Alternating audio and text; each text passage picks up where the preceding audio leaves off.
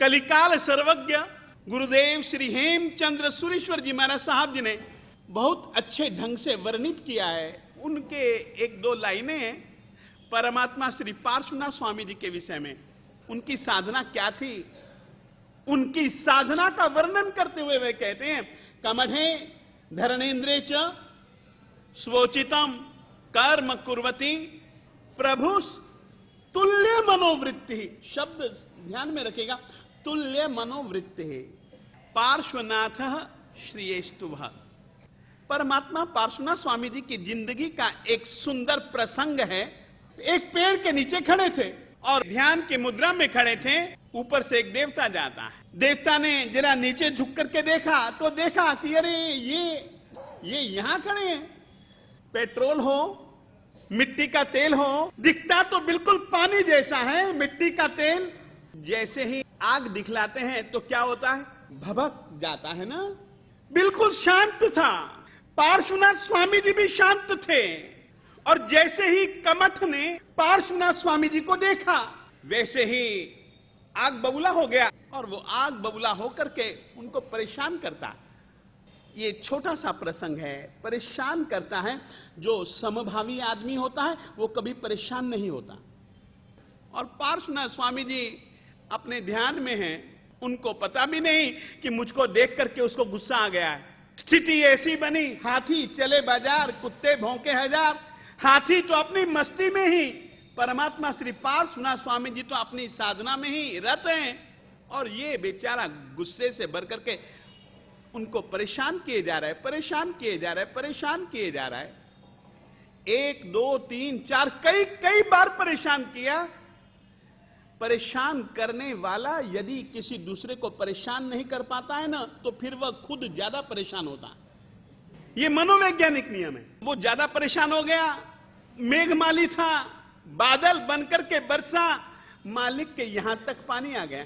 NASA के अग्रभाग तक पानी जैसे ही आया, एक देवता आता है और देवता ने देखा कि ये मेरे उपकारी। याद रखिए, 2 व्यक्ति हैं, एक अपकार करने वाला, एक उपकार करने वाला। एक मालिक को पीड़ा पहुंचाने वाला है तो एक मालिक की पीड़ा को दूर करने वाला है। एक मालिक को बुरा कहने वाला है तो एक मालिक की प्रशंसा करने वाला है।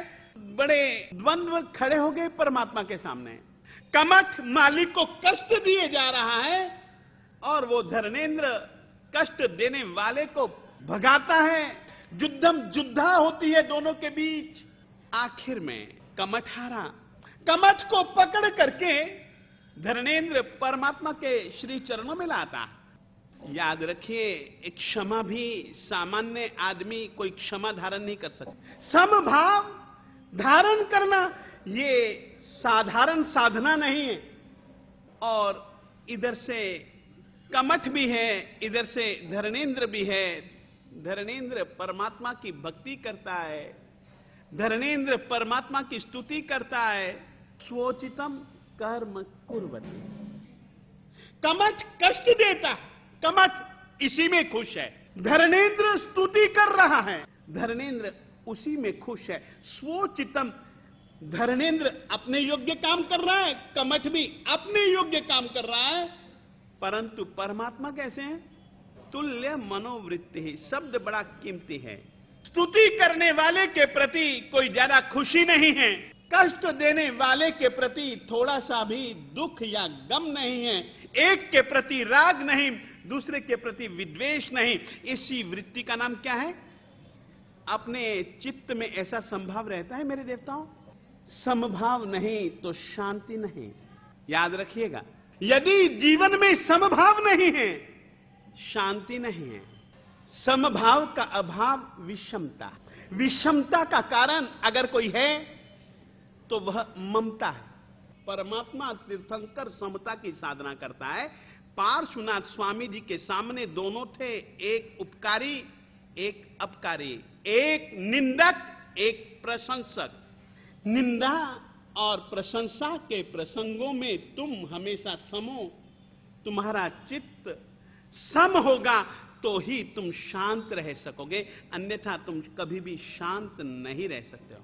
राग और द्वेष यदि मन में है तो कभी भी समभाव से तुम नहीं जी पाओगे।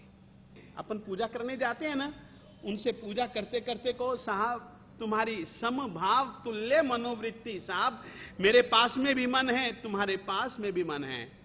तुम्हारे सामने जैसे दो प्रकार के संयोग, निंदा और प्रशंसा के, दुख देने वाला और सुख देने वाला आया, साहब आप बिल्कुल समान वृत्ति से जिए साहब, वैसे समान वृत्ति से मुझको जीने का एक शक्ति तो दो। ऐसे कभी प्रार्थना करोगे मेरे देवताओं जाकर के परमात्मा पार्श्वनाथ स्वामी जी के पास? करना।